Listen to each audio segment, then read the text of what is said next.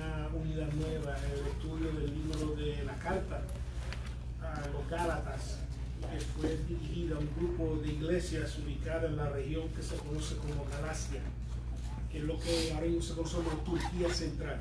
¿Okay? Y esta carta fue escrita, primero es una de las primeras cartas que nos sobreviven del apóstol Pablo. El apóstol Pablo sabemos que escribió muchas cartas, pero por lo menos esto es una que conocemos que es de las primeras que aún hoy nos sobreviven. Para que tengan idea de la influencia que tuvo, esta lo conoce como la región de Galacia.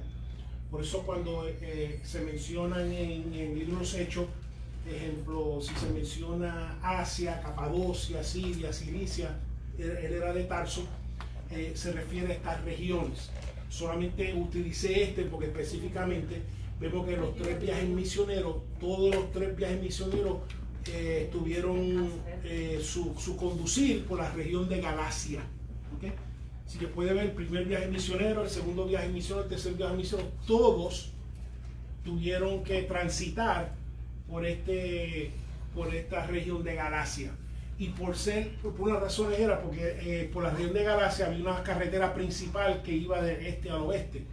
Así que por lo menos la iglesia que conoce como Galacia estaban expuestos a diversas enseñanzas.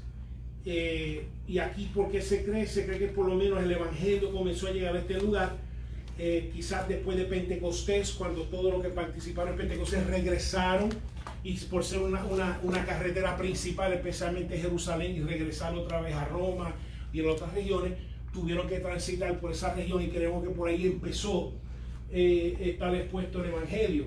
También vemos con los viajes misioneros del apóstol Pablo, también fueron expuestos el evangelio, y creemos que eso también apoyó a que se difundara el evangelio en ese lugar.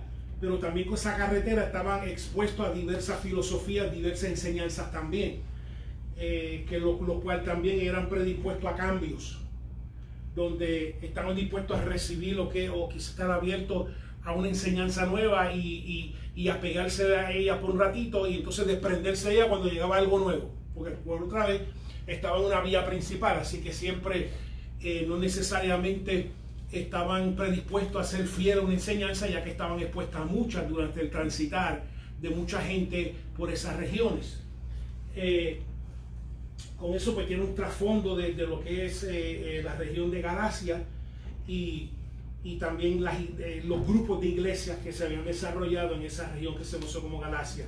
La ocasión de esta carta, vamos a ver, tiene 2 ocasiones. Una de ellas por los judaizantes, que nosotros somos judaizantes, que eran judíos que habían venido a los Gálatas después que el apóstol Pablo había visitado esas regiones, sugiriendo que adherirse a la ley también era obligatorio a los cristianos, que creían a Jesús como Mesías, pero también decían, pero tenían que observar todas las ceremonias de la ley, tenían que observar toda la ley mosaica, todo lo que está en el Torah, que también tenían que observar todas esas leyes. Así que no solamente creen en Jesús como Mesías, pero también reclamaban que también la salvación, también por las obras de la ley, se la acreditaba a su cuenta delante de Dios. ¿Okay? Así que estos, lo que conocemos como judaizantes, habían venido a las iglesias que el apóstol Pablo había predicado, y estaban proponiendo de que no solamente no es salvación por fe ni Espíritu Santo, es salvación por fe y seguir la ley.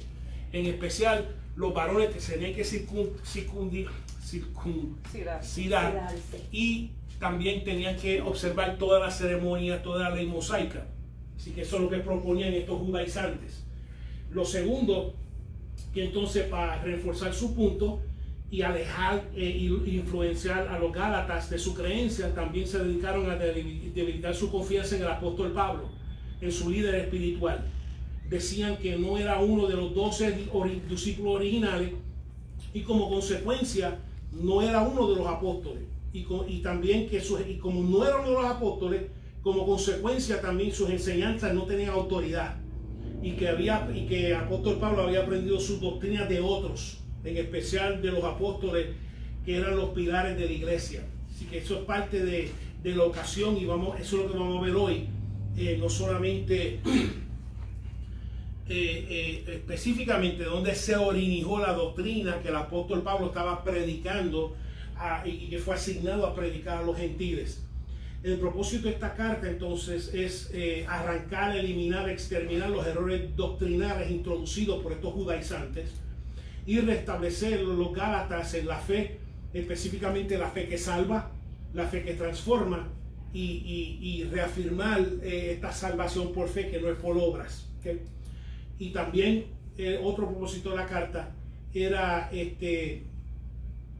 para ser necesario establecer su autoridad apostólica y el origen divino de su evangelio, y eso también lo vamos a examinar hoy en el capítulo 1 y 2. También, como número 3, también reafirmar la libertad cristiana, pero a la misma vez que no es una licencia para pecar. Vemos que a pesar de que la salvación es por fe gratuita de parte de Dios, que implica una demanda de nuestras vidas, que no es una licencia para pecar, y esa es otra razón de por qué se escribió la carta. Por eso que en Gálatas más adelante va a ver ¿cómo se dice? Los frutos de la carne, los frutos del espíritu, etcétera, etcétera. Vemos que hay un cambio, también reafirmar la doctrina fundamental de la justificación por fe, y así también contestar todas las preguntas relacionadas a los creyentes y en cuanto a su relación con la ley judía. Porque muchas veces cuando uno viene convertido, pues, okay, ¿qué papel juega el Antiguo Testamento en cuanto al creyente, etcétera, etcétera? Y también le contesta esa pregunta: ¿qué papel juega en la vida del creyente o el lugar que debe de jugar? ¿Okay? Una de las cosas que por lo menos quiero adentrarme ahora, y es que el gran peligro que estaba corriendo la iglesia en aquel momento era que entonces a comenzar a aceptar la enseñanza de judaizantes, la enseñanza de que los hombres tenían que circuncidarse, los creyentes que también tenían que seguir toda la ley, comenzaba a tener más relación con la ley que con el Señor, más relación con la ceremonia que con el Señor, más relación. Entonces, y muchas veces comenzaba entonces la ceremonia y las leyes tener más prioridad, tener más autoridad sobre la persona que el mismo Jesucristo mismo.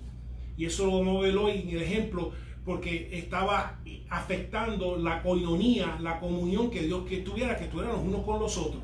Así que vemos, y un ejemplo, me voy a adelantar un poquito, donde la ley decía que ciertas comidas eran inmundas, así que si una persona participaba de esas comidas te hacía inmunda. Y entonces ahora, cuando aplica la iglesia, cuando la persona se convierte, pues entonces dice: pues yo no puedo comer contigo, porque la ley dice que a pesar de que somos cristianos, somos en Cristo, y Cristo dijo que no es lo que entra al estómago, es lo que sale, lo que contamina. Pues entonces vemos como esas leyes entorpecían con mi relación contigo, la relación que Dios quiera que yo tenga contigo de hermano y de hermana. Así que vemos un ejemplo que el apóstol Pablo presenta, donde la ley estaba entorpeciendo la misma obra de Cristo en la vida de la iglesia. Entonces eso lo vamos a examinar hoy también. Y que siempre, a través de los siglos, siempre va a haber personas que no es la salvación no solamente por fe y otra cosa más.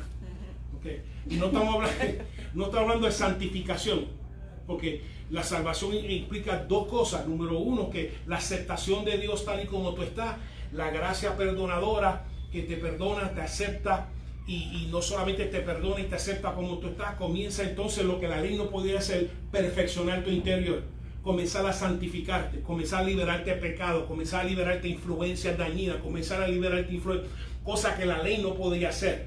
Entonces, y esa es la diferencia, que por eso que no simplemente, a pesar de que la salvación comienza, la justificación comienza con la persona aceptando por fe el sacrificio del Señor y el perdón de Dios, sino que también ahora vamos a ver hoy que implica una vida ahora de servicio, de servidumbre. Literalmente te haces esclava, te haces esclavo del Señor, que ahora el que manda es Cristo, que ya no mandas tú, sino manda Cristo en ti.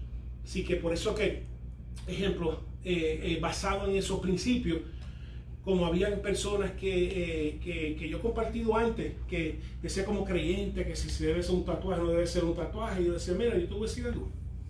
Primero, tu cuerpo no es tuyo, es de Cristo. Tú pregúntale a Cristo, si quieres te pongo un tatuaje en la cara, en la frente, donde tú quieras. Y si te da permiso, bien. Yo creo que no te va a dar permiso, pero tú pregúntale al Señor como creyente. Ahora, tú puedes venir si en la vida de gente tú ves el tatuaje de arriba abajo y Cristo te acepta tal y como está y te usa dentro de su reino. Pero tú tienes que entender, cuando la persona viene a Cristo, ya tú le perteneces al Señor, cuerpo y alma y todo tu ser, porque Él te va a resucitar cuerpo y alma y todo tu ser también. Así que todo le pertenece a Dios. Entonces, y por eso que es una exigencia más allá de la ley. Por eso que cuando vino el joven rico y le dijo, Señor, que yo tengo que ser para el reino de los cielos. Dijo, haz esto, haz esto, haz esto, haz esto. Dijo, según la ley, haz estas cosas. Él dijo, todo eso lo he hecho. Ok, pero falta una. Vende todo lo que tienes, dáselo a los pobres y sígueme. Porque cuando tú me sigues a mí, ahora vas a exceder más cosas de la ley. Tu justicia va a ser aún más que los fariseos. Y él dijo, no sé. Así que no sabemos si en ese momento dio la espalda. Se le fue más fácil darle la espalda a Cristo que espalda a la riqueza que Cristo le permitió poseer, pero por lo menos en ese momento le dio la espalda. Y de ahí más no sabemos. Así que, alguna pregunta antes de comenzar. Y también, una cosa que veremos, algunas características, deberes y responsabilidades del apóstol bíblico que residía. Vamos a ver que el apóstol bíblico, no el apóstol de hoy, que se llama apóstol, sino el apóstol bíblico, que está en la escritura, residían dos cosas. Residía no solamente una autoridad, pero específicamente no solamente una autoridad administrativa, sino una autoridad doctrinal. Las dos cosas residían. Vamos a verlo aquí, porque por eso el apóstol Pablo dice, si alguien viene a predicar cosas que yo no he predicado, que sea anatema. Ningún apóstol de hoy puede decir eso, solamente los apóstoles bíblicos, porque eran autoridades doctrinales, porque literalmente no había nada escrito y el Señor había encomendado en estos individuos que específicamente tienen una relación específica con el Señor en cuanto al mensaje. Nosotros lo que estamos haciendo es retransmitiendo el mensaje que ya los apóstoles bíblicos ya establecieron en las escrituras. Hoy lo que veo muchas veces, y no estoy diciendo que las personas de hoy que tienen el título apostólico, que no tienen un título de liderato, pero no necesariamente un título bíblico de ser una autoridad doctrinal, como vamos a ver hoy, como el apóstol Pablo, sí tienen dones de liderato, etcétera, pero porque la doctrina que están predicando es la misma doctrina que predicó el apóstol Pablo, el apóstol Pedro, Hebreo, etcétera. ¿Por qué? Porque entonces si vienen cualquier persona hoy en día que dice ser apóstol y trae una doctrina diferente, dice, no, esa no es, porque ya está aquí. Así que en cierta forma todos los cristianos tenemos apóstoles, y el apóstol Pablo, apóstol Pedro, Mateo, Lucas, porque como creyentes estamos definidos como personas que nos adherimos no solamente a la fe, a la relación con el Señor, sino nos adherimos a las enseñanzas del Señor y las enseñanzas a través de sus apóstoles que se encuentran en las escrituras. ¿Okay? Así que van a ver hoy también algunas características de los apóstoles bíblicos, lo cual uno de ellos era que tenía autoridad doctrinal, lo cual ninguno tiene hoy en día, después que pasaron, después que fallecieron, etc. Vamos entonces a ver el versículo 1. Si la pastora me lo puede leer. Pablo, apóstol, no de hombres, ni por hombre, sino por Jesucristo y por Dios el Padre, que los resucitó de los muertos. Amén. Así que vemos que a la soltar, porque yo dije que le estaban cuestionando, ¿verdad?, su mensaje y que no era uno de los 12, etc. Así que a la soltar, comenzando el versículo 1, vemos que a la acusación de que él no era un apóstol, que no era uno de los 12, que había perseguido la iglesia y que como consecuencia no tenía un ordenamiento de parte de los líderes de la iglesia, hace esta declaración, lo cual era cierto.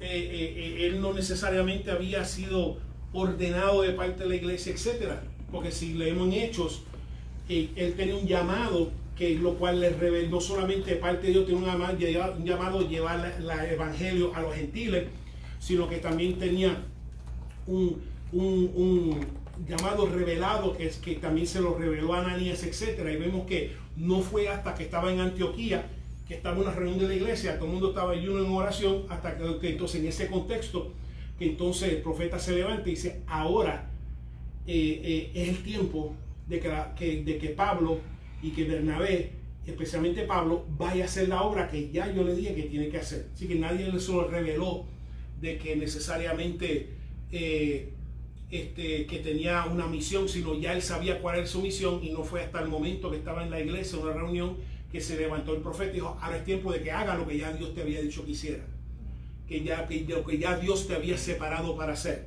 Y en ese momento comienza el primer viaje misionero, etcétera, etcétera, etcétera.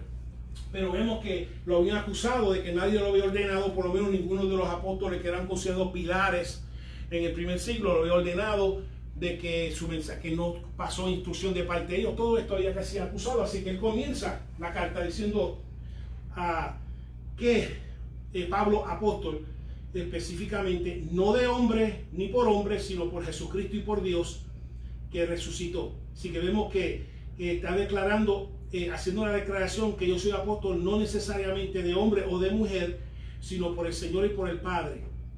Vemos que cuando fue camino a Damasco, su llamado y su tarea fue dada por el Señor mismo, ¿okay? Que no fue que nadie no usó intermediario, un mediador, una mediadora, sino fue Dios mismo diciendo, te estoy llamando para esto, ¿okay? Y que entonces ya comienza a declarar de dónde primero su autoridad, de dónde proviene la autoridad de Cristo mismo. Fue Cristo que lo llamó, porque nadie se llama a sí mismo, sino Cristo es que llama y revela la tarea.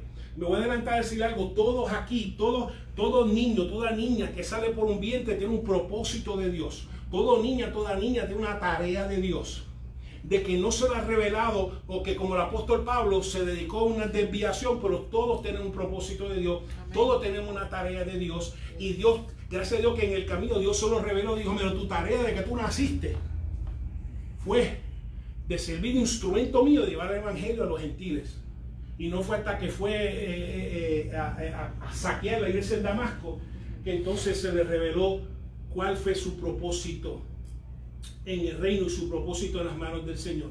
Así que fue camino a Damasco, que su llamado y su tarea fue dada por el Señor mismo. Vemos que su llamado no fue a través de profetas, profetisas, mediadores o otras personas, sino directamente de parte de Dios.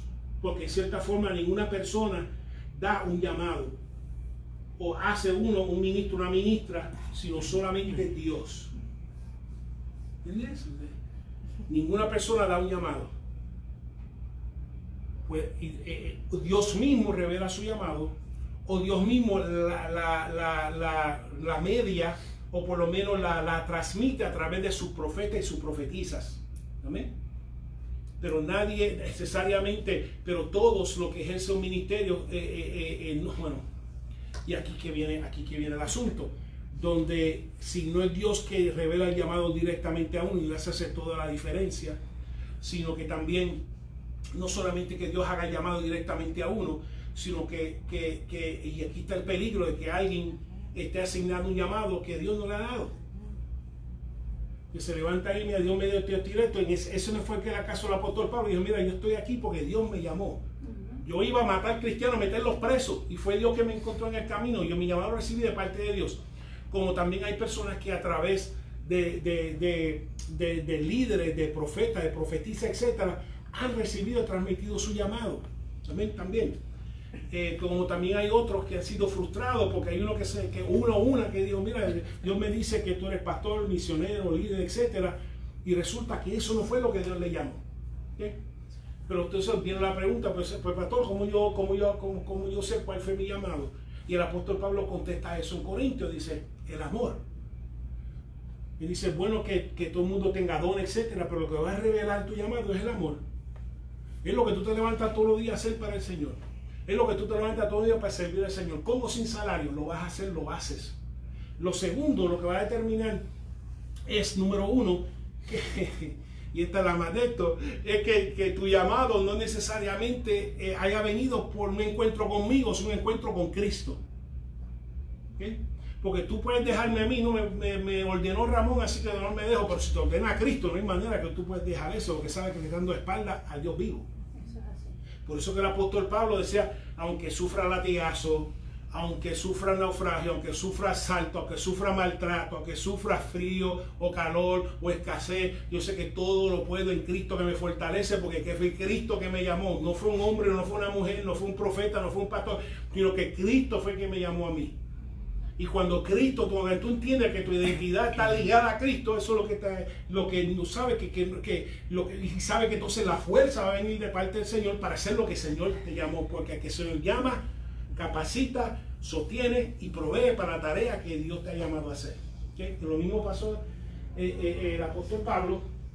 Entonces, la función apostólica bíblica entonces es recibir el evangelio directamente de parte del Señor. ¿Okay?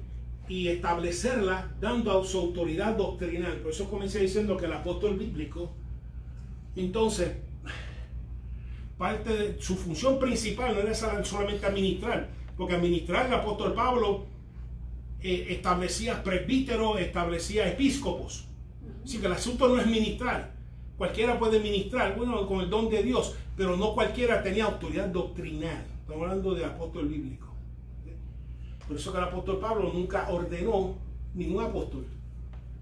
El apóstol Pablo, la práctica era establecer presbíteros, establecer episcopos, etcétera, etcétera, gente que ministrara las iglesias, etcétera. Porque él entendía, igual que yo, a mí nadie me iba a pisar. Yo no, para esta tarea de ser una autoridad doctrinal, yo tengo que tener una relación directa con Cristo y que yo sirva de lengua de Cristo para revelar la mente de Cristo en cuanto a la doctrina de la gracia del Señor. Y no todo el mundo era llamado para eso. Vemos por eso que habían los 12 apóstoles más otros apóstoles más, que dice que cuando el Señor resucitó se apareció a 500, etcétera, que eran obviamente otros discípulos y otras personas que quizás el Señor constituyó como apóstoles en ese tiempo con la función bien específica, lo cual no va a ser compartida, era establecer el evangelio y ser una autoridad doctrinal en ese tiempo que se estaba estableciendo el evangelio, lo cual ya tenemos establecida. ¿Okay? ¿Alguna pregunta? ¿Alguna duda? Okay. No tengo ninguna. Entonces, 2 al 3. Mariel. Y todos los hermanos que están conmigo en las iglesias de Galacia y paz sean a vosotros, de Dios el Padre y de nuestro Señor Jesucristo. Ok. Lo primero que dice conmigo, no se sabe con qué claridad dónde él escribió. Realmente no se sabe dónde fue que escribió la carta, pero hay otro con él donde quiera que él esté. Le dice 2 cosas: gracias y paz estén con ustedes. 2 cosas que necesitamos. No solamente un favor merecido de parte de Dios, sino gracia también significa belleza y carisma delante especialmente de los humanos, delante de los hombres y las mujeres, para vivir una vida cristiana. Porque, y es una cosa que él ora, dice que tengas gracia, que caigas en gracia, no para caer mal, sino gracia para caer bien. Y tengas gracia, y por medio de esa gracia se te abra puertas, no necesariamente para ganancias personales, sino para avanzar los intereses del Señor. ¿Okay? Y Dios, y muchos disfrutamos de esa gracia, donde te dicen, pero ¿cómo es posible que tienen un permiso para hacer eso? Yo estoy pidiendo, ¿por qué te tratan así? A mí no me tratan así. Bueno, pues estamos orando por la gracia, que Dios me dé gracia. Tengo una botella y pues, parece que tengo que tomar agua. Entonces, gracia y paz, que paz no solamente es ausencia de tribulación, sino también paz es también sentir ese amor de Dios, porque esa paz lo que te permite es pasar por las tribulaciones, pero si no estoy pasando por la tribulación de siendo amado, amada por Dios, se hace llevadero, así que le pide 2 cosas para la iglesia en Gálatas: gracia y paz. Del 4 al 5, bueno, el cual se dio a sí mismo por nuestros pecados, para librarnos del presente siglo malo, conforme a la voluntad de nuestro Dios y Padre, a quien sea la gloria por los siglos de los siglos. Amén. Entonces aprovecho la oportunidad para sumar la obra de Jesús, que primero darse a sí mismo. ¿Por qué? Por los pecados y liberarnos. Por eso que el evangelio de la gracia no es el evangelio de licencia. Porque por un lado es gracia gratuita, salvación gratuita, pero por otro lado liberal del pecado, no solamente liberal del pecado, especialmente liberal del pecado interior, que ya deje de funcionar en nosotros, que ya el pecado deje de funcionar en la lengua, que ya el pecado deje de actividad en la mente, que ya el pecado deje de actividad en el espíritu, que ya el pecado deje de operar en nuestro corazón. O sea, y eso es lo que la ley no podía hacer. Por eso la ley no podía perfeccionar. Si vemos que Jesucristo es que perfecciona a la persona que viene a Él, etc. Y la perfección consiste en lo que conocemos como santidad. Porque cuando tú vienes al Señor, Dios comienza a transformar, a cambiar, porque viniste a Él moldeado a la manera mundana y Él tiene que volver otra vez a moldearte a imagen y semejanza de Él, como dijo Nicodemo, tiene que nacer de nuevo. Porque cuando naciste de nuevo comenzaste a aprender a hablar, comenzaste a aprender a actuar, comenzaste a ser moldeado por los padres, pues ahora tienes que ser moldeado por el Espíritu Santo de Dios de aquí en adelante. Y es un continuo moldeado. ¿Sí? ¿Alguna pregunta? Ok. El 6. Verónica. Estoy maravillado de que tan pronto os hayáis alejado del que os llamó por la gracia de Cristo para seguir un evangelio diferente. Amén. ¿Uno más? Yes. Okay.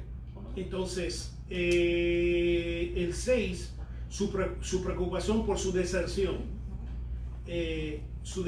de la gracia de Jesucristo mismo, que es una gracia gratuita, que nada puedes hacer para hacerte merecedor de ese amor, que nada puedes hacer por esa justificación de parte de Dios, solo fe en Jesucristo y en su gracia. Y eso es lo que nos hace acepto delante de Dios, que eso es lo que nos hace como si nunca hubiéramos cometido ninguna falta delante de Dios, es venir por fe delante de Jesús y como digo, que fue dar su vida por los pecados, obtener su sacrificio por nosotros, y eso entonces implica una comunión, una alianza, porque el cristianismo no es un ejercicio mental, no es un ejercicio filosófico. El cristianismo es un ejercicio del interior, donde comienza a cambiar tu interior, comienza a habitar dentro de ti, comienza a poseer tus reacciones, a poseer tus emociones, comenzar a transformar tu vida. Y él dice, se alejaron, él dice, ¿por qué tan pronto se alejaron de la base de agradar a Dios? Es por medio del Hijo, no por medio de obras. Una cosa que una persona practique algo del Antiguo Testamento porque me gusta, ¿verdad? Hay gente que me gusta adorar un sábado, como dice la Biblia, me gusta esto, pues fan. Pero eso quiere decir que no lo hace, está condenado. Eso no tiene nada que ver, porque lo que estás diciendo es porque yo lo hago un sábado, que yo me estoy recomendando más a Dios. Y eso entonces, pues entonces eso hace Dios deudor. Tú me debes porque yo estoy adorando el sábado. Tú me debes a mí. Y nadie le hace deudor a Dios. Pues estoy diciendo que la salvación es por gracia. Ahora, si tú lo haces el sábado o tú lo haces el domingo, lo haces el día que es, que no lo estás haciendo obligando a Dios ni lo estás haciendo acumulando una cuenta. Lo estás haciendo simplemente porque es el día que tú sientes, puedes hacerlo y así le agrada a Dios y quieres servir a Dios de esa manera. Pero no hay nada que podamos hacer para merecernos esa salvación, para merecernos esa gracia, para merecer que agrademos a Dios, excepto por el Hijo, de nuestra relación por el Hijo. Cuando Dios te ve que tú estás relacionado con el Hijo, eso es lo que da agrado. Tú quieres una persona quiere causarle contentura a Dios, agárrate del Hijo, ten una relación recta con el Hijo, eso es lo que causa agrado en el Padre.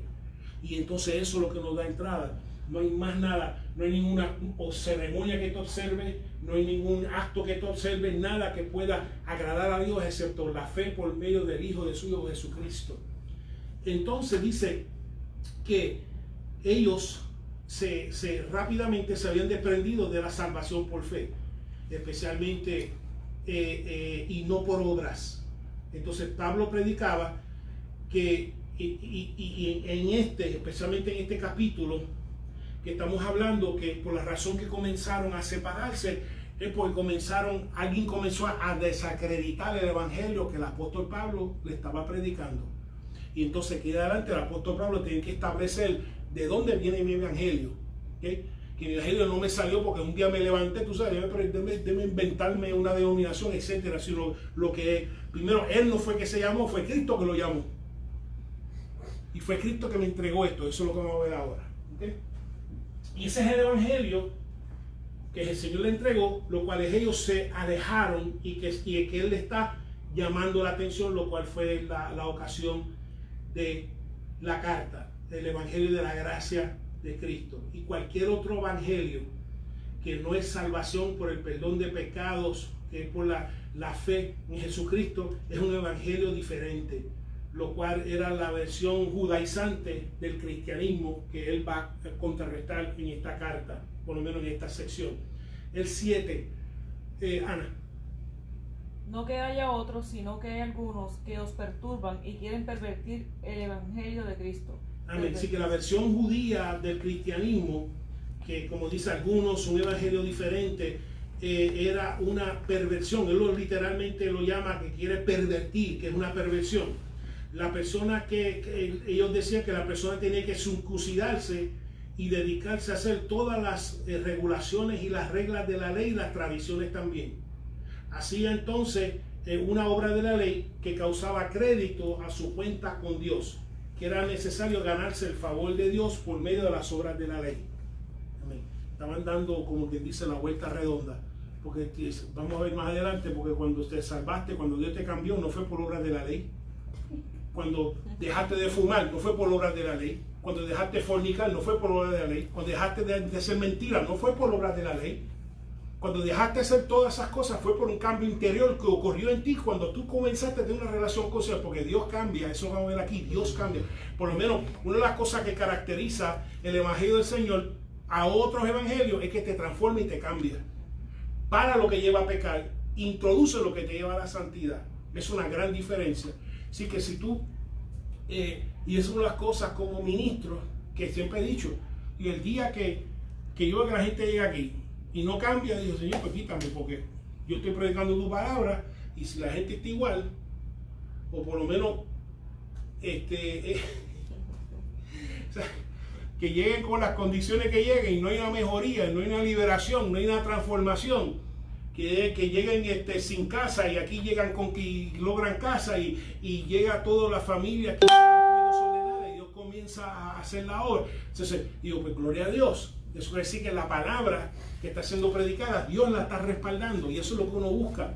Amén. Eso es lo que uno se cerciora, Señor, lo que se vaya a ministrar, que venga de ti, porque si viene de mí, nada va a suceder, y si nada va a suceder, va a ocurrir una frustración, porque entonces viendo una casa llena de pecadores sin cambiar.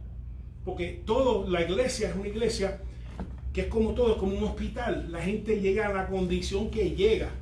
Pero esperamos que por medio de la administración de la palabra y los dones del Espíritu Santo de los miembros comience poco a poco, rápidamente, una transformación en la vida de la gente, que comience a mejorar, que los maridos, la esposa lleguen y cuando lleguen a su casa hay algo diferente, la actitud diferente, las acciones son diferentes, las reacciones son diferentes, y comienzan los cambios, por medio de ¿qué? Por medio de esa relación con Jesucristo, por medio de esa relación de fe. Y eso no lo hace la ley. Y eso no lo hace la ley. Así que está diciendo, si eso no lo hizo la ley, ¿por qué está regresando la ley? No entiendo. O sea, el apóstol Pablo está dando la lógica, porque si la ley lo hubiera hecho, te hubiera acabado con ella, pero no lo hizo, así que ¿por qué está regresando otra vez a la esclavitud? Lo cual el apóstol Pablo dice, de ahí fue que yo salí. Si de ahí fue que yo salí, yo tenía mucha ley, imagínate que ¿dónde rayos tú dices? Y eso es lo que va a enfatizar. Dice, ¿por qué ustedes están regresando a lo que no salva? A lo que no salva, a lo que liberta, a lo que no transforma. Que sí te revela pecado, pero no te lo transforma. El versículo 8 al 9, José. Mas si aún nosotros o un ángel del cielo os anunciaré otro evangelio diferente del que os hemos anunciado, sea anatema. Como antes hemos dicho, también ahora lo repito, si alguno os predica diferente evangelio del que habéis recibido, sea anatema. Ok, sí que vemos, os repito, él está hablando de que si aún viniera un ángel, y aún nosotros, etcétera, que anuncie un evangelio diferente que yo te estoy dando, que yo le he ministrado, que yo estoy exponiendo, la enseñanza que estoy poniendo, que sea anatema, excomunicado, destinado a destrucción, que sea maldito por Dios, etcétera. ¿Por qué? Por una de las razones principales, porque cualquier evangelio que no es el que el apóstol Pablo está predicando, que está estableciendo, te va a terminar alejándote de Dios. Va a alejarte de Dios. Cuando dice alejarte de Dios, te va a alejar de esa relación con el Señor y lo que el Señor quiere hacer a través de ti. Va a terminar alejándote. Por eso que una de las temas secundarios que estamos viendo, que los apóstoles bíblicos eran autoridades doctrinales, diciendo, si alguien nadie hoy puede decir, mira, si tú no haces lo que te digo, ese es anatema. Mentira, que estás loco. ¿Qué te pasa a ti? Si nadie, porque tenemos, dice, si alguien se para de esta palabra, no la tuya, de esta, que se llama anatema. Nadie, cualquier charlatana que se levante a declarar cosas que no están en las escrituras, sabe que totalmente está rechazado.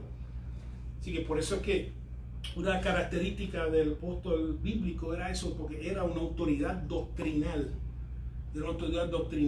sobre especialmente en asuntos de la iglesia y establecer, tirar el fundamento de la iglesia, lo cual es la escritura que tenemos aquí. Entonces, como ya sería ese punto de ser una autoridad doctrinal, el 10, pastora. Pues busco ahora el favor de los hombres, o el de Dios, o trato de agradar a los hombres, pues si todavía agradara a los hombres, no sería siervo de Cristo. Porque sus oponentes decían que predicaba el evangelio fácil para caer en gracia o para buscar favor de los hombres. Era todo lo contrario. Porque el hijo, vemos que es el hijo o la hija del Señor, es una sierva de Cristo y va más allá de la ley. Porque la ley, tú dices, pues yo hice todo lo que está aquí como el joven rico. Y no, el Señor dijo, pues, yo tengo otras cosas más allá de esto y yo quiero que tú hagas para que agrade, para que complazca, para yo utilizarte. Y por eso decía, no, mira, yo no estoy predicando el evangelio para que yo caiga en gracia y para que recoger ofrenda, ni para que yo dé un evangelio fácil, que todo lo que tiene que hacer es creer en el Señor y será salvo. Porque esto no es nada de fácil, porque si no, mira mis cicatrices. Porque él dice que entonces el hijo, la hija del Señor es un siervo, una sierva, literalmente un esclavo, una esclava del Señor, donde el Señor, porque lo que mueve entonces el hijo, la hija, la esclava del Señor, no es el dinero, no es la ganancia, es lo que el Señor diga. Y eso no es un evangelio fácil. Si el Señor dice, quiero que vaya a la iglesia 5 personas, usted diga, Señor, vaya que voy. No hay ofrenda, como usted diga, Señor, también. Tú fuiste que me enviaste, tú te encargarás de abrir corazones, etc. Porque la relación entonces con el Señor, porque tú eres una esclava del Señor. Y al decir que no, le estás diciendo no ¿a quién? Al Señor. Cuando te da arranque de decirle, Señor, yo voy a ser maestro, no es con el presbítero, no es con el apóstol, no es con el que le estás diciendo que no, es al Señor que le estás diciendo que no. Sí, que dice, no, mira, yo no estoy predicando un evangelio, esto no es nada de fácil.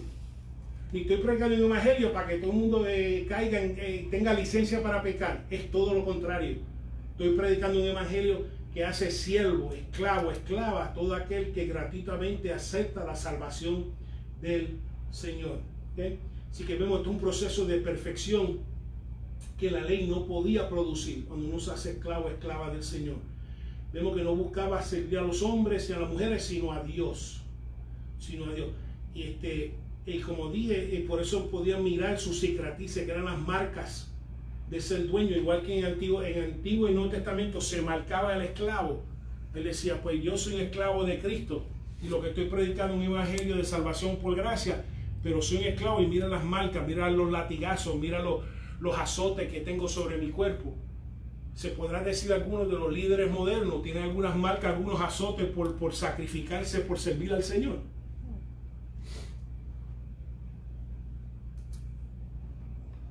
Estoy preguntando si tú puedes ver las marcas, lo que de ministro de líderes, si verdaderamente, porque el apóstol Pablo tenía marcas, porque él buscaba servir y ser enviado donde Dios lo enviara.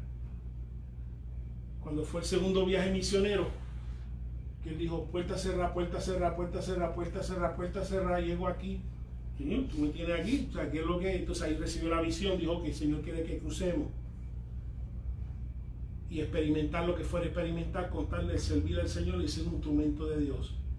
Como ministro, como líder que me estás escuchando, estás llamada a ser un instrumento, una esclava, un esclavo del Señor y al Señor servir. Él se encargará de todas las demás cosas, y es una cosa que si fuéramos a un taller de líderes, una cosa que debe mirar un líder es que si está viendo la vida sirviendo al Señor o sirviéndose a sí mismo. Y eso son las preguntas que tiene que hacer como líder, que el líder exista ¿para qué? Para servir al pueblo, para darle comida al pueblo, para hacerle servir, no para hacer servicio para mí. Y como líder, yo estoy aquí para ti, no tú para mí.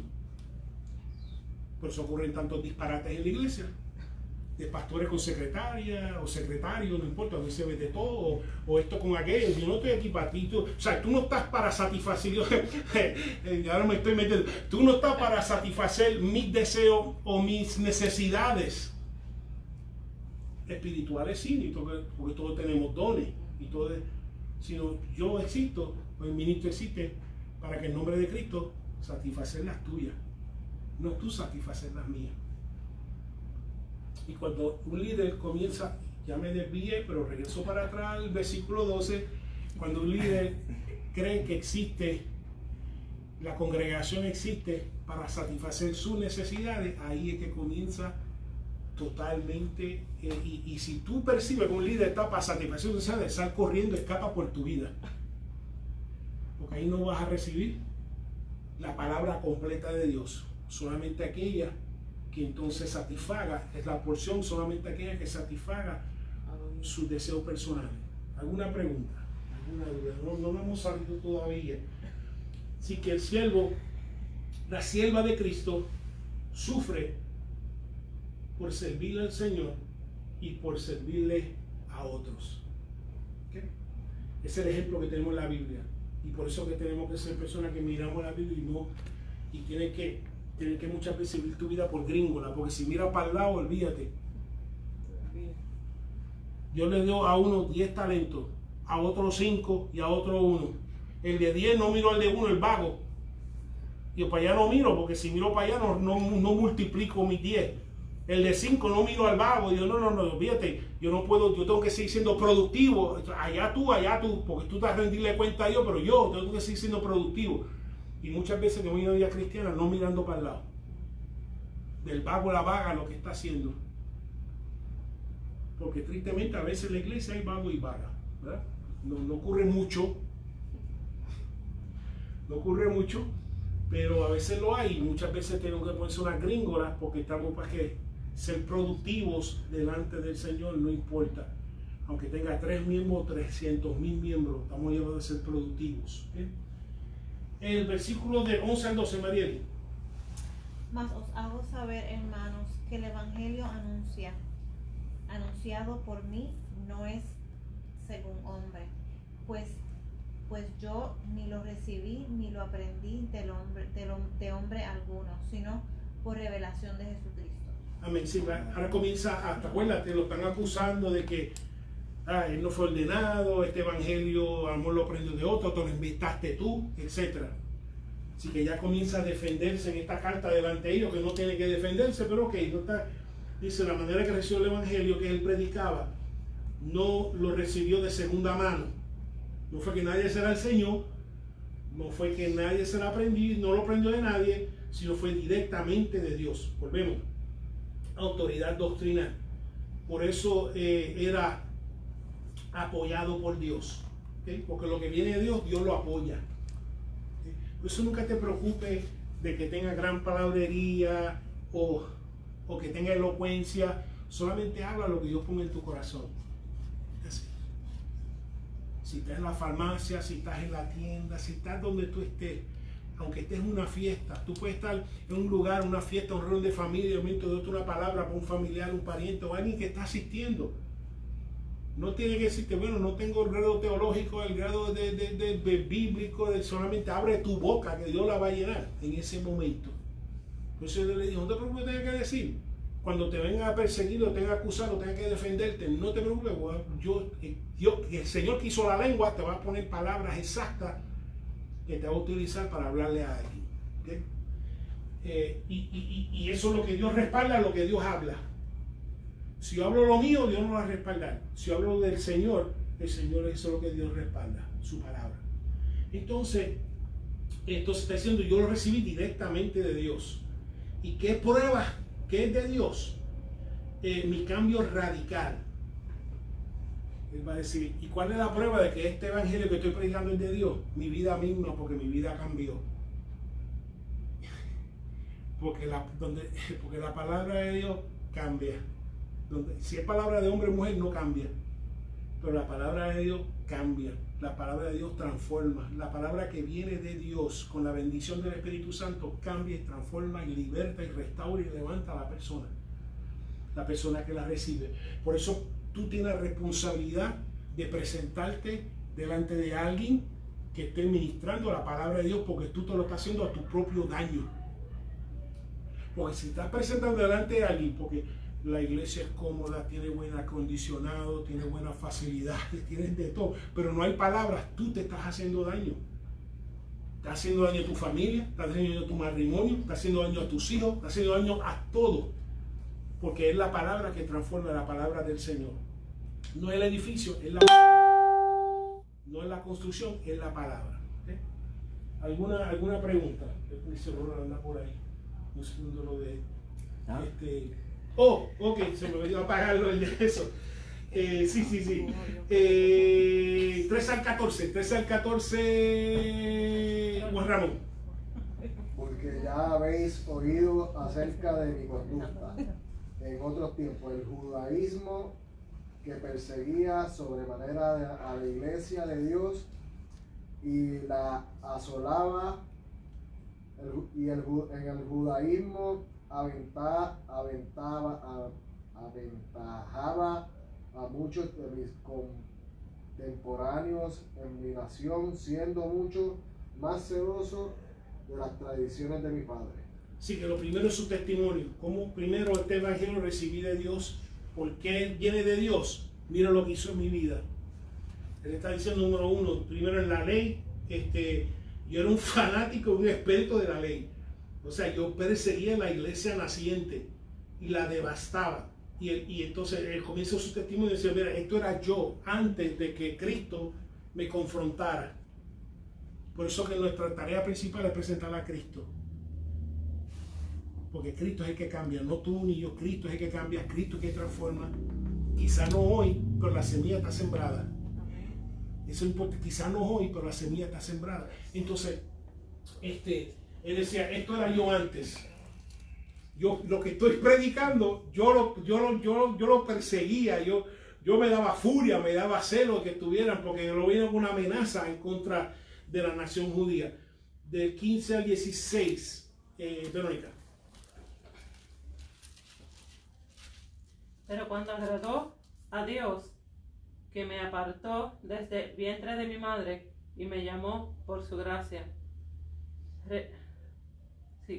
revelar a su Hijo en mí para que yo le predicase entre los gentiles, no consulté enseguida con carne y sangre. Ok, vimos que entonces cuando Dios se le reveló, Él no consultó con nadie. Sí, los evangelios no es porque yo lo recibí de nadie ni de segunda mano. Lo que hay unas cuantas cosas aquí que quiero tomar mi tiempo. Número, su cambio radical. Su encuentro con el Señor lo cambió radicalmente. Un hombre que perseguía, por eso que hay algunos que a lo mejor se burlaban de los aleluyas, no sé si hay algunos, que cuando había un culto en la organización, por lo menos donde yo soy de Puerto Rico, aleluya, esto y lo otro, entonces tú eres el que da el aleluya. Tú, aunque cuando eran niños se burlaba y esto y lo otro, ahora tú estás metido de cocote. Y vemos que el cambio radical con su encuentro con Jesucristo. Por eso que el que viene a Cristo limpia a la prostituta, limpia al prostituto, limpia al drogadicto, limpia al caído. O sea, no hay nada que Dios no pueda transformar, pero es Cristo. Y hay que presentar el evangelio del Señor, porque el Señor cambia, el Señor transforma. Y le dice que no fue sorpresivo, sino fue premeditado desde el vientre de mi madre. Ya el Señor me tenía separado este llamado de predicar el evangelio, de recibir el evangelio y predicarlo a los gentiles. Por eso dije, desde el vientre de tu madre, ya Dios tenía un diseño premeditado para tu vida. Yo sé que quizás cogió para la derecha, quizás cogió para la izquierda, quizás cogió para acá, pero cuando Dios dijo, es tiempo, porque se me está acabando el tiempo. Amén. Yo tengo que confrontarte porque estás perdiendo el tiempo. Santo. Porque desde el vientre de tu madre, Dios te escogió por una tarea, no solamente para que tú una relación con Él, sino que a través de Él ejerciera un diseño, una función para su gloria y para su honra. Pero como estás perdiendo el tiempo con drogas, estás perdiendo el tiempo con hombres y mujeres, estás perdiendo el tiempo con vicios, estás perdiendo el tiempo con indiferencia, y como tu tiempo se está acabando, yo tengo que tumbarte el caballo, me tengo que revelarte a tu vida y tengo que confrontarte de tú a tú. Si tengo que meter en una cárcel, si tengo que meter en una cama de hospital, si tengo que meterte en un desahucio, en una bancarrota, para entonces yo confrontarte que se te está acabando el tiempo. Cuando Dios dijo se acabó el relajo, lo confrontó camino a Damasco. Y yo tengo que revelarte para lo que tú naciste. Y de en adelante comenzó su transformación. Y conversó la nuestra tampoco, la nuestra también. Porque si esto fuera vigilia, todo el mundo aquí tenía que decirle cuándo fue que entonces por fin Dios dijo se te acabó el relajito. Porque estás perdiendo el tiempo. Yo tengo unas cosas que yo desde el vientre de tu madre diseñé para que tú las cumplieras en tu vida, en tu matrimonio, en tu vida soltera o soltero. Y estás perdiendo el tiempo. Y Dios lo confrontó. Y de adelante. Y Dios todavía está confrontando hoy. Y yo no sé, no estoy hablando de ustedes, pues hay alguien por allá que te está perdiendo el tiempo. Que tú tienes un llamado de parte de Dios. Y se está desperdiciando en otras cosas, pero Dios no hay problema. Igual que con Jonás. Jonás, tú vas a predicar a Nínive, yo no voy a predicar nada. Los ángeles, pero Dios, mira, pero tú lo mandaste a predicar y mira para dónde cogió y el Señor es tranquilo. ¿Qué problema? Déjalo. Tú vas a ver cómo va a terminar predicando en Nínive. Déjalo tranquilo. Sea como sea. Si usted tiene un llamado a su vida como maestro, como maestra, como pastor, como pastora, como profeta, como profetisa, etcétera, como evangelista, como sea, y está desperdiciando el tiempo, Dios sabe cómo hacer parar la batalla, como hizo pararla con Jacob. Estuvo luchando con Dios, no podemos hablar muy de eso, luchando con Dios. Te dijo, mira, se está acabando el tiempo, ya está amaneciendo, yo tengo que parar esta pelea que tú tienes conmigo. Y lo lastimó en el muslo. Y cesó la guerra con Dios. Y aquí cesó la guerra con Dios. Pero tú tienes que entender, y yo sé que abandoné, no te preocupes, no terminamos y seguimos. Pero tengo que agotar este punto. Tiene que entender que cada uno de nosotros, desde antes que naciéramos, ya desde el vientre, aún el asesino que te metió una prisión en la cárcel, tiene un llamado de parte de Dios. Amén. De que no lo ha aceptado, no lo ha reconocido y ha desviado y que ha sido quizás engañado por enemigos, eso es otra cosa. Pero Dios, al que crea, Dios es que permite que nazca y respira, tiene un llamado separado desde el vientre de parte de Dios en una tarea especial para el Señor. ¿Sí? Siendo la principal, estando en relación con Dios por medio de su Hijo. Entonces, dice que cuando llegó el tiempo, me llamó por su gracia. Dijo, no sé, me tumbó del caballo y me llamó la atención.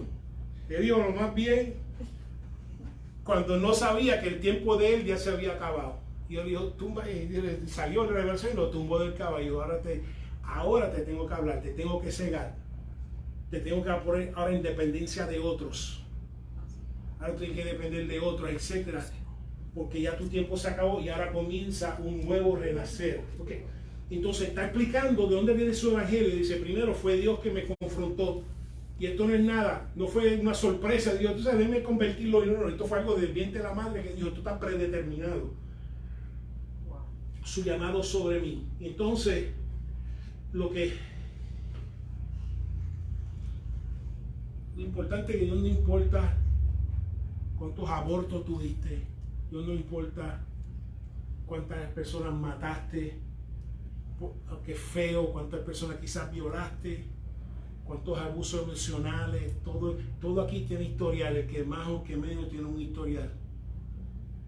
No le importó ninguna de esas cosas, simplemente que te haya llamado y que hayas venido a Él. De que tenga que bregar con unas consecuencias, eso es otra cosa, pero para Dios lo que busca, sí, hay que bregar con, sí, tiene que bregar, y vemos que Él va a bregar. Vemos que Él bregó, Él dijo, tengo que regresar ahora en el Señor a las personas que yo hice daño. Tengo que regresar en el Señor a las personas que yo azoté. No puedo ser más por la gente que quizás yo ordené que fuera muerta, pero delante de Dios yo sé que todo eso está perdonado. Por eso dice que Cristo murió por nuestros pecados. Y la persona no hay, y yo en esta noche no hay nada que tú hayas hecho a otra persona, a ti mismo, que si tú vienes al Señor, que el Señor no te lo va a perdonar. Absolutamente nada. Porque eso es lo que Dios busca. Que tú vengas a Él, que aceptes su sacrificio, tengas una relación con Él y comiences a caminar con Él de aquí en adelante y permitir que entonces de aquí en adelante Él gobierne y te dirija en tus asuntos personales. ¿Alguna pregunta hasta ahora? Entonces dice que lo llamó. Entonces dice que le dio una tarea, dijo, predicar a los gentiles. Esa es tu tarea. Aunque no lo estás haciendo ahora, por eso que Dios no se asusta. Por eso, yo sé que no voy a terminar hoy. Yo sé porque son cosas que me gustan. Dice, por eso que Dios no se asusta. Cuando dijo, desde cuando apóstol Pablo estaba en el vientre, dijo, ese me va a predicar a los gentiles.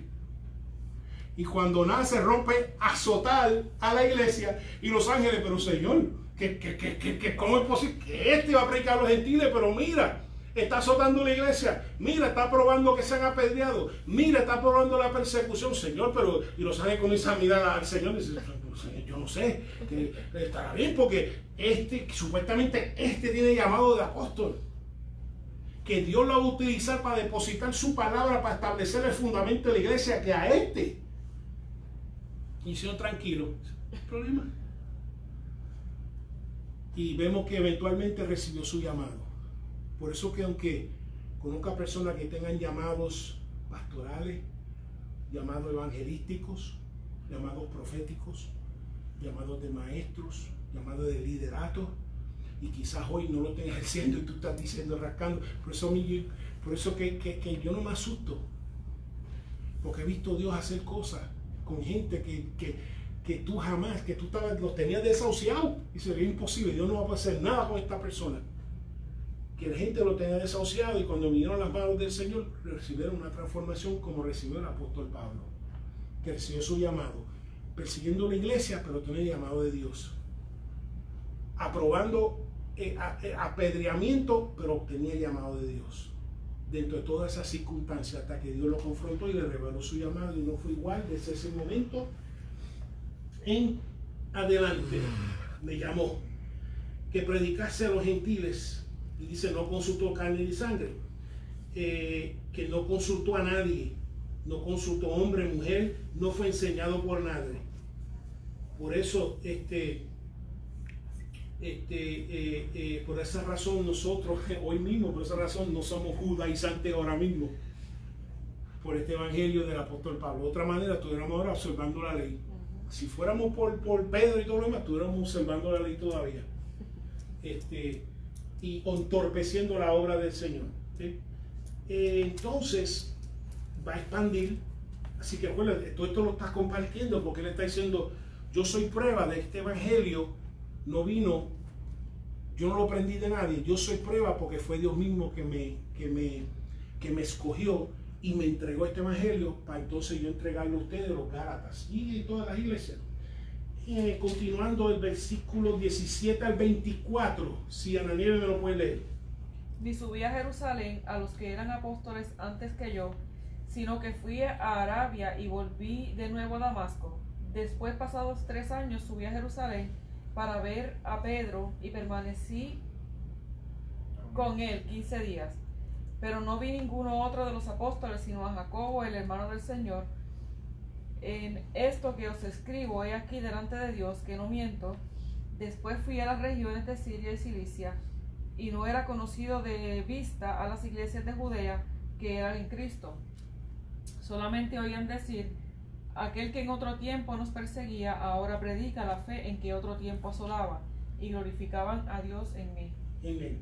Así que vemos qué hizo en cuanto a muchas otras cosas, pero él quiere enfatizar, porque si le han hecho hay más actividad. Él está enfatizando la actividad relacionada al evangelio que él había recibido y su testimonio de qué fue.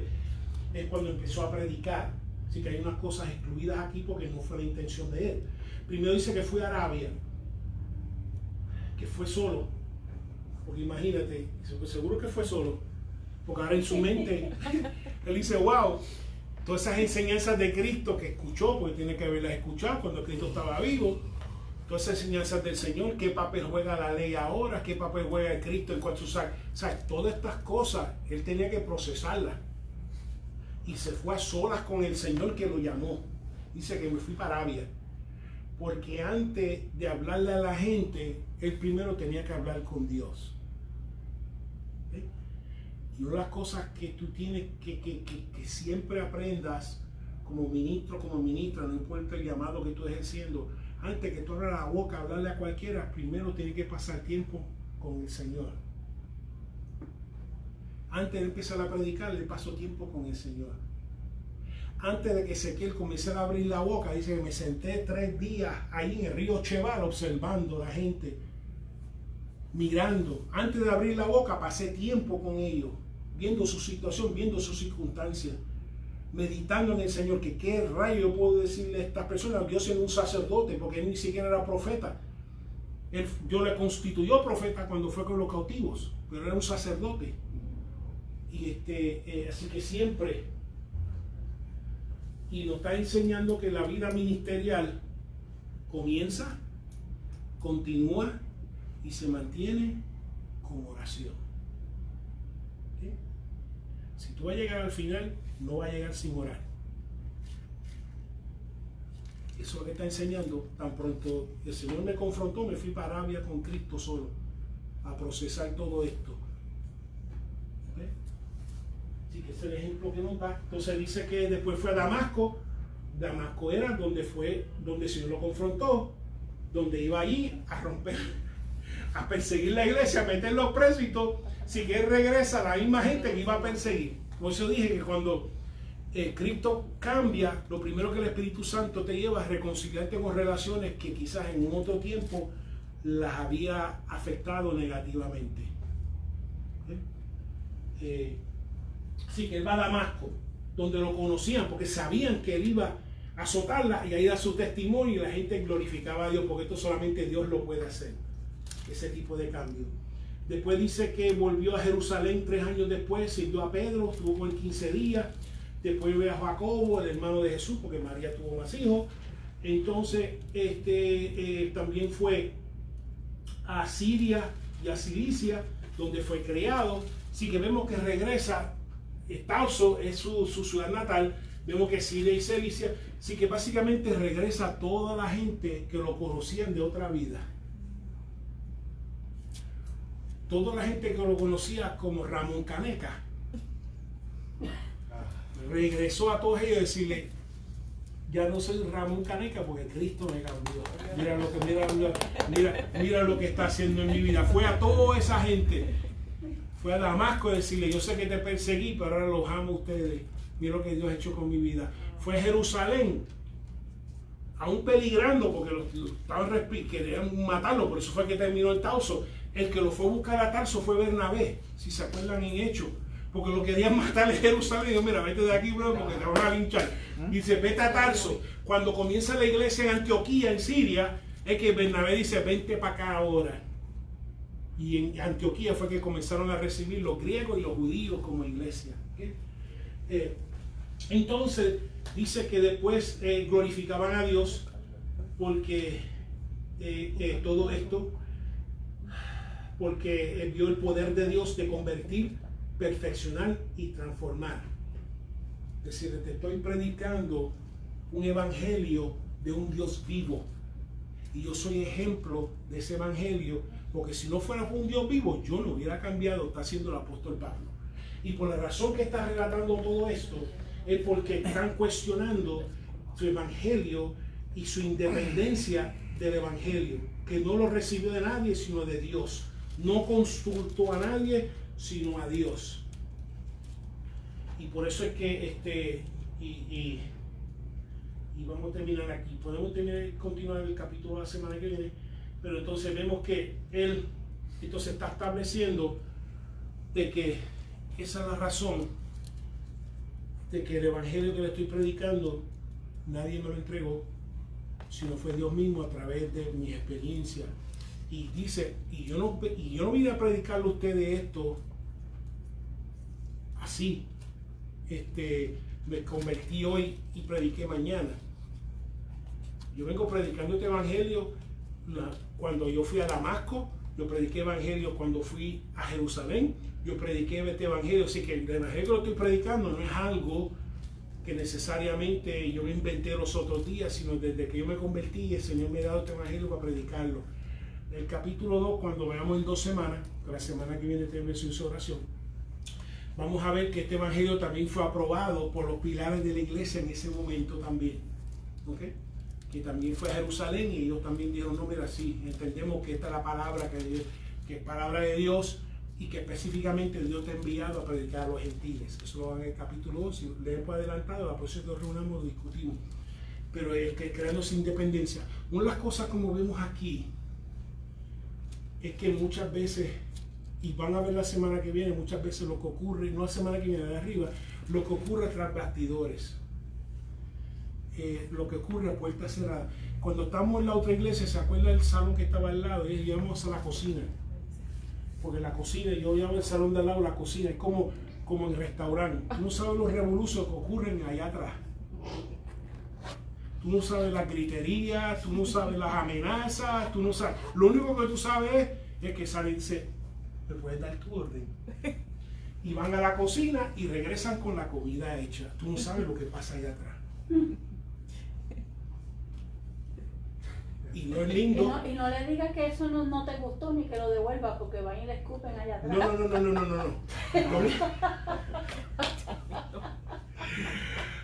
Lo único que tú sabes es que sale todos los miércoles y sale todos los domingos, así dice el Señor, pero tú no sabes lo que ocurre atrás para preparar la comida, especialmente en congregaciones. Lo único que tú sabes es que estoy comiendo y me están sirviendo. Estaba bueno. Estaba bueno. Tú sabes que estaba bueno. No sabes lo que ocurrió ahí atrás, las griterías, las amenazas, lo esto y lo otro. Tú Dice no que sabes corazón que no ve, corazón que no siente. Exactamente, gracias. Y así mismo ocurre en las iglesias también. Vamos a ver la próxima vez, capítulo 2, que eso es lo que ocurrió tras bastidores, lo que se dice, lo que se hace. Lo que sí, pero que queden claro, que por lo menos tú tienes la responsabilidad de ponerte delante de que se te predique el evangelio. Esa responsabilidad es tuya. Lo más que hay aquí es iglesia. Es verdad que la mía es mucho, los obreros poco, pero lo más que hay es que tú tienes la responsabilidad de presentarte delante de palabra que sea predicada de parte del Señor. ¿Okay? Porque eso es lo que va a cambiar tu matrimonio, eso es lo que va a cambiar tu vida soltera, eso es lo que va a administrar tu familia. Porque tú sabes qué, porque si es de Dios, quizás tú vienes a una congregación y ya queda un minuto que yo te mete, y entonces tú vienes y con un problema, una circunstancia, una situación, y justamente ese día venía a predicar de qué sé yo, la justificación, y entonces Dios toma el ministro y comienza a hablar de lo que tú estás pasando. Y tú te crees que alguien me lo contó, y a mí nadie me lo contó. El Espíritu Santo lo muestra. Y entonces la mayoría de las veces como ministro yo estoy viendo unas cosas y yo estoy hablando lo que el Señor me está ministrando, lo que el Señor me está enseñando. Y entonces, y para que tú sepas, porque y vas a pasar la misma experiencia. Bien que te de maestro, te de pastor, te de evangelista, te de profeta. Tú vas a tener tu agenda Y de momento Dios comienza a revelarte unas cosas que tienen que ver directamente con las personas que tú le estás ministrando. Y entonces te miran, mira, pero ¿quién te lo contó? Nadie me lo contó. Yo no paso los teléfonos bochinchando con toda la gente.